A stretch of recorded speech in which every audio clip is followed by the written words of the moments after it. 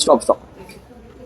ഇപ്പൊ ഇദ്ദേഹം ചെയ്യുന്ന ഒരു രീതി നിങ്ങൾ കണ്ടില്ല, വളരെ സ്പീഡിലും അതുപോലെ തന്നെ ഈ ഒരു ഭാഗം കണ്ടോ, ഈ ഒരു ഭാഗം ഈ രീതിയിലാണ് വെച്ചത്. ഇങ്ങനെ വർക്കൗട്ട് ചെയ്യുകയാണെങ്കിൽ നമുക്ക് എഫക്റ്റീവ് ആവില്ല, പുറമെ നമുക്ക് ബാക്ക് പെയിൻ ഉണ്ടാവാൻ സാധ്യത. അപ്പൊ ഈ മെഷീൻ പട്ടൊക്കെ എങ്ങനെയാണ് ചെയ്യാന്ന് പറഞ്ഞാൽ കുറച്ച് ബാക്കോട്ട് ഇരിക്കുക, എന്നിട്ട് എന്ത് ചെയ്യുക, ചെസ്റ്റ് ടൈറ്റ് ആക്കി പിടിക്കുക ബാക്കോട്ട്. അതിനുശേഷം ആ സ്റ്റാർട്ട് ചെയ്യുക ഇതുപോലെ. ഈ സമയത്ത് ബ്രീത്ത് ഔട്ട് ചെയ്യുക, തിരിച്ചു വരുമ്പോൾ ബ്രീത്ത് എടുക്കുക. അപ്പോൾ നമ്മൾ ശ്രദ്ധിക്കേണ്ട ഒരു കാര്യമുണ്ട്, ഒരിക്കലും നല്ല രീതിയിൽ പുറകോട്ട് പോകരുത്. ചിലരുടെ വിചാരം ഈ രീതിയിൽ വർക്കൗട്ട് ചെയ്യുകയാണെങ്കിൽ ചെസ്റ്റ് വീതി കൂടുന്നുള്ളതാണ്. അങ്ങനെയല്ല, ഓരോ വർക്കൗട്ടിലും അതിൻ്റെതായ രീതിയിലുള്ള മാറ്റങ്ങൾ ഉണ്ടാവും. അങ്ങനെയാണ് നമ്മുടെ ശരീരം ഷേപ്പ് ഉള്ളതാവുന്നത്. അപ്പോൾ നിങ്ങൾ സ്റ്റാർട്ട് ചെയ്താൽ 1 പതുക്കെ ആ മസിൽസിലേക്ക് ശ്രദ്ധ കൊടുക്കാം.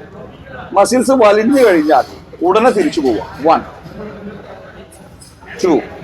അതുപോലെ തന്നെ ഈ വേഗത ശ്രദ്ധിക്കണം. വേഗത എന്ന് പറഞ്ഞാൽ ഈ രീതിയിൽ മാത്രമേ ചെയ്യാൻ പാടുള്ളൂ. ചിലരൊക്കെ ഭയങ്കര സ്പീഡിൽ ഇദ്ദേഹം ആദ്യം ചെയ്ത പോലെയാണ് വർക്കൗട്ട് ചെയ്യുക. അപ്പൊ ആ രീതിയിൽ ചെയ്താലും നമുക്ക് എഫക്റ്റ് ആവില്ല, ശരീരത്തിന് കുറെ അധികം പ്രശ്നങ്ങൾ ഉണ്ടാവുകയും ചെയ്യും. വർക്കൗട്ടുകൾ നമ്മൾ ചെയ്യുന്നത് എന്തിനാണ്? നമ്മുടെ ശരീരം സ്ട്രെങ്ത് ഉള്ളതും ആരോഗ്യമുള്ളതും ആവാനും. എന്നാൽ നമ്മൾ ചെയ്യുന്ന വർക്കൗട്ട് റോങ് ആണെങ്കിലോ കുറേ അധികം പ്രശ്നങ്ങൾ നമുക്കുണ്ടാവും.